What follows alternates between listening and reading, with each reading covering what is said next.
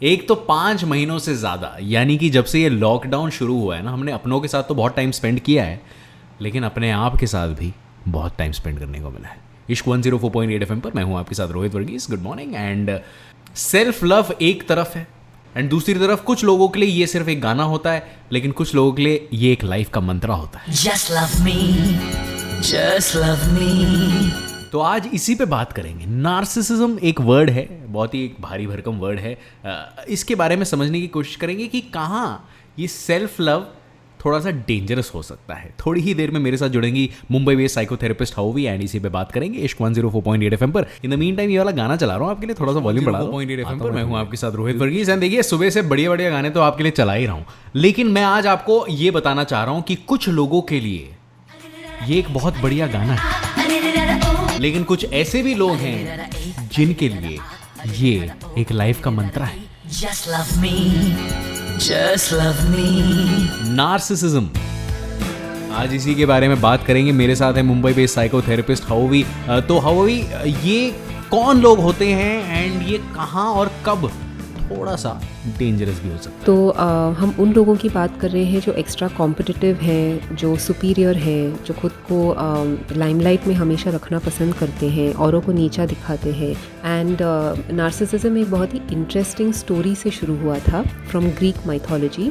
एक Greek Hunter था जिसका नाम था नार्सिसस, जो अपनी ब्यूटी, अपनी सुंदरता के लिए जाना माना था। एंड वो एक दिन एक नदी से गुज़र रहा था और जब उसने अपनी छवि, अपना प्रतिबिंब उस नदी में देखा तो उसे खुद के ही रिफ्लेक्शन से इतना प्यार हो गया कि वो वहीं पर गड़ गया और वहाँ से हिल नहीं पाया। मगर क्योंकि उसका रिफ्लेक्शन वापस उन्हें प्यार नहीं कर सकता था, तो because of this unrequited love उनके जीने की चाह मिट गई और फिर उन्होंने अपनी जान ले ली। सो यहाँ से शुरू हुआ था वर्ड नार्सिसिज्म। नार्सिसिज्म को हम मेगालोमेनिया भी कहते हैं। वो लोग जो बहुत एरोगेंट होते हैं, सेल्फ सेंटर्ड होते हैं, मैनिपुलेटिव होते हैं। बट जिन लोगों को नार्सिसिस्टिक पर्सनालिटी डिसऑर्डर है, they are not in the truest sense narcissist. Narcissistic personality disorder एक मेंटल हेल्थ इश्यू है जो चाइल्डहुड एक्सपीरियंसेस से आता है। जिन लोगों के पेरेंट्स बहुत ही ज़्यादा इंडल्जेंट होते हैं और बच्चों को बहुत एक्स्ट्रावेगेंट प्रेज देते हैं, तो ऐसे बच्चे यूजुअली में grow up to develop NPD. कुछ ऐसे पेरेंट्स होते हैं जिनके जो अपने बच्चों से बहुत हाई एक्सपेक्टेशंस रखते हैं मगर उन्हें इतना ज़्यादा प्रेज नहीं देते, they very cold in their behaviour. ऐसे एक्सपीरियंसेस से भी आगे चल के नार्सिसिस्टिक पर्सनैलिटी डिसऑर्डर हो सकता है। लेकिन ऐसे में अगर किसी को एनपीडी है और उसके साथ हमारा काफ़ी टाइम स्पेंड होता है, तो उसको कैसे मैनेज करें, ये जानेंगे हाउवी से थोड़ी ही देर में इश्क 104.8 FM पर। मैं हूं आपके साथ रोहित वर्गीस। हम बात कर रहे हैं नार्सिसिस्टिक पर्सनालिटी डिसऑर्डर, एनपीडी भी इसको कहा जाता है। इश्क 104.8 FM पर मैं हूं आपके साथ रोहित वर्गीस। जहां एक तरफ हम कह रहे हैं कि सेल्फ लव बहुत अच्छी चीज़ है, जब ये सेल्फ लव थोड़ा सा एक्सट्रीम लेवल पर चले जाता है तब ये थोड़ा सा डेंजरस हो सकता है। ये हाउवी ने हमें कुछ टाइम पहले बताया। लेकिन हाउवी, अभी आपसे ये जानना चाहते हैं कि अगर इस लॉकडाउन में हमारा किसी के साथ ये जो टाइम स्पेंट है पर डे वो बढ़ गया है एंड हमें ऐसा लग रहा है कि शायद इसको एनपीडी हो सकता है, तो ऐसे में इस सिचुएशन को कैसे हैंडल करें? सो जिन लोगों को नार्सिसिस्टिक पर्सनालिटी डिसऑर्डर होता है, उनका सेंस ऑफ सेल्फ बैलेंस नहीं होता है। वो अपने आप को दो एक्सट्रीम्स में देखते हैं। अगर कोई उन्हें प्रेज कर देता है या स्पेशल ट्रीटमेंट देता है तो वो बिलीव करते हैं कि वो सबसे ज़्यादा सुपीरियर है।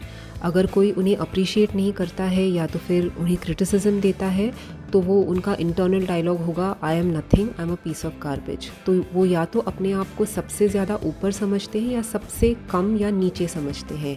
इसकी वजह से उनका बिहेवियर आपकी तरफ काफ़ी इंसल्टिंग सा हो सकता है, because they are constantly anticipating कि आप उन्हें इंसल्ट करेंगे। तो इससे पहले कि आप उन्हें कुछ कहें वो आपको इंसल्ट कर देते हैं। तो वेरी ऑफन उनका बिहेवियर आपकी तरफ काफ़ी मॉकिंग सा होगा।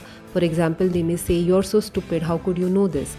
ऐसे स्टेटमेंट्स को हैंडल करने के लिए आपको थोड़ा सा ह्यूमर यूज़ करना होगा। फॉर एग्जांपल आप आंसर कर सकते हैं, पता है मैं भी न्यूज़पेपर पढ़ता हूँ। So try to see that they are people with very low self esteem, और अगर आप थोड़ा एम्पैथी रखेंगे in your behaviour with them and in your dealing with them, तो कहीं आपका रिलेशनशिप उनके साथ भी बेटर हो जाएगा।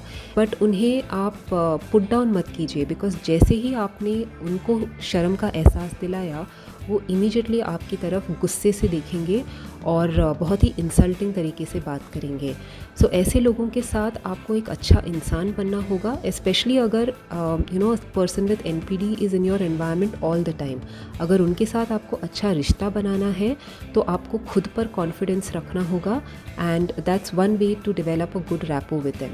Thank you so much for sharing that Havovi. Havovi एक मुंबई बेस्ड साइकोथेरेपिस्ट हैं एंड रोज़ यहाँ पर इश्क 104.8 FM पर 8:30 बजे सुबह आती हैं to talk about mental health. और हमारा यहाँ पर मकसद सिर्फ यही है कि जैसे हम लोग फिजिकल हेल्थ की बात करते हैं, हम लोग फीवर की बात करते हैं, हम लोग फ्रैक्चर की बात करते हैं, हम लोग पेट दर्द की बात करते हैं, उतनी ही नॉर्मल तरीके से हमें मेंटल हेल्थ के बारे में भी बात करनी चाहिए।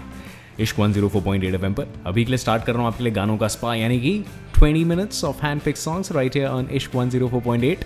आता हूँ मैं थोड़ी देर में। Good morning.